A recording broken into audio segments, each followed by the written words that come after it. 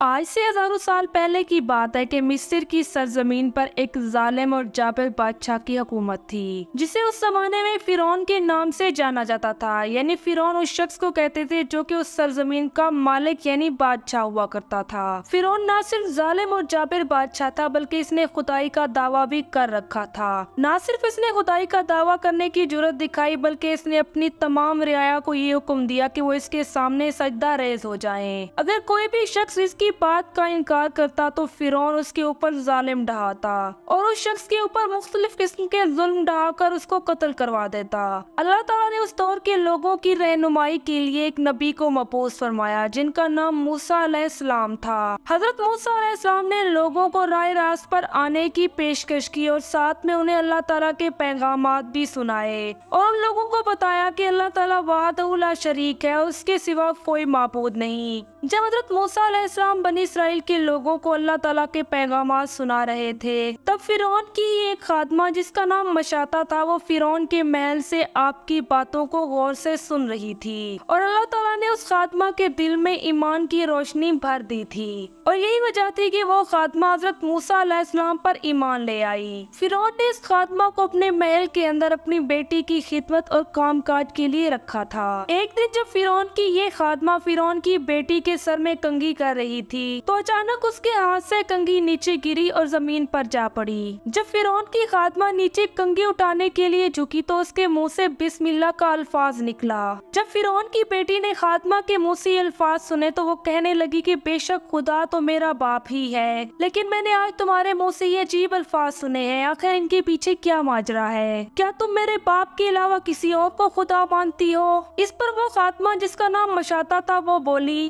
بے شک تمہارا باپ خدا نہیں ہے بلکہ خدا تو وہ ہے جو مجھے، تمہیں اور تمہارے باپ کو روزی دیتا ہے اور وہی تمام جہانوں کا مالک ہے۔ جب فرعون کی بیٹی نے یہ بات سنی تو اسے غصہ آیا۔ فرعون کی بیٹی نے جا کر فرعون کو سارا ماجرا بتایا۔ فرعون نے اس خاتمہ کو اپنے محل میں بلوایا اور کہنے لگا کہ کیا ایسا ہی ہے کہ تم مجھے خدا ماننے سے انکاری ہو؟ تو اس پر ملازمہ ڈٹ گئی اور کہنے لگی کہ ہاں، تم خدا نہیں ہو بلکہ خدا تو وہ ہے جو بلندیوں والا ہے، جو تمام جہانوں کو روزی دینے والا ہے اور وہ وحدہ لا شریک ہے۔ جب فرعون نے اپنی اس خادمہ کی یہ بات سنی تو فرعون کو بے حد غصہ آیا۔ پھر فرعون نے اس ملازمہ سے کہا کہ جاؤ اور اپنے بچوں کو میرے پاس لے آؤ، کیونکہ فرعون جانتا تھا کہ یہ خادمہ اپنے بچوں سے بے حد پیار کرتی ہے اور یہی وجہ تھی کہ وہ اس خادمہ کو عبرت ناک بنانا چاہتا تھا تاکہ کوئی بھی اس کے سامنے سر نہ اٹھائے۔ جب اس خادمہ کے بچے دربار میں آ گئے تو فرعون نے اپنے سپاہیوں کو حکم دیا کہ ایک تیل سے بھری دیگ کو آگ کے اوپر چڑھایا جائے اور جب تیل تپ جائے تو اس کے اندر اس خادمہ کے بچوں کو ڈالا جائے۔ سپاہیوں نے فرعون کی بات مانتے ہوئے دیگ کے اندر تیل ڈالا اور جب تیل گرم ہو گیا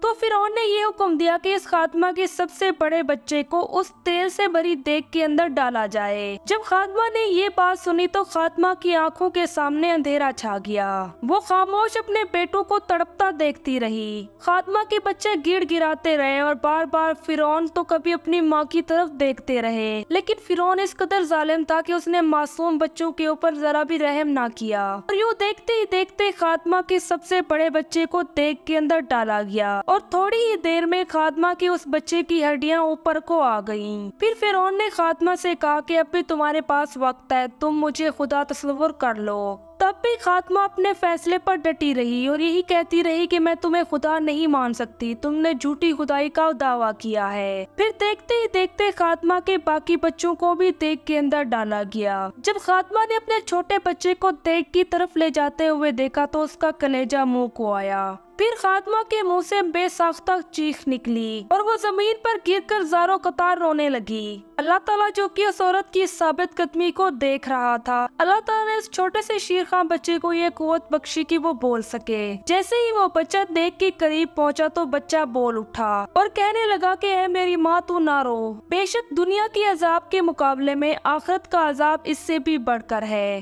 دنیا کی سزا آخرت کے مقابلے میں بالکل ہلکی سی ہے۔ جب دربار میں موجود تمام لوگوں نے اس بچے کو بولتے دیکھا تو وہ بھی حیرت زدہ ہوئے، لیکن فرعون کے ڈر اور خوف की वजह से उन लोगों के दिलों पर कुफ्र की मोहर लग चुकी थी। लेकिन अल्लाह ताला ने उस औरत को फिर भी साबित कदम रखा। अगर वो औरत चाहती तो अपने बच्चों को बचा सकती थी, बस उसे सिर्फ यही काम करना था कि उसे एक कुफ्र का कलमा पढ़ना था। जब उस औरत के सारे बच्चों को उस देग के अंदर डाला गया तो उसके बाद सिपाही उस औरत की तरफ बढ़े और उसे देग के पास ले गए। जब वो औरत देग के पास पहुंची तो उसने फिरौन की तरफ मुड़कर देखा और कहने लगी कि मेरी एक ख्वाहिश है। फिरौन को ये लगा कि शायद इस औरत को एहसास हो चुका है और वो मेरा कलमा पढ़ने के लिए तैयार है। तो फिरौन ने उस औरत से कहा, हाँ बोलो, मैं सुन रहा हूँ। तो वो औरत बोली और कहने लगी कि जब मुझे भी तुम लोग इस देग के अंदर डाल दो और मेरी हड्डियां बाकी रह जाएं तो तुम लोग मुझे मेरे बच्चों समेत एक ही कब्र के अंदर दफना देना। इस वाक़े के तकरीबन 2000 साल बाद जब आखिरी नबी हज़रत मोहम्मद सल्लल्लाहु अलैहि वसल्लम इस दुनिया में आए, जिस रात नबी पाक सल्लल्लाहु अलैहि वसल्लम को मिराज पर ले जाया गया, जब नबी पाक सल्लल्लाहु अलैहि वसल्लम बुराक पर सवार होकर बैतुल मुकद्दस गए तो रास्ते में उनका गुज़र मिस्र से भी हुआ।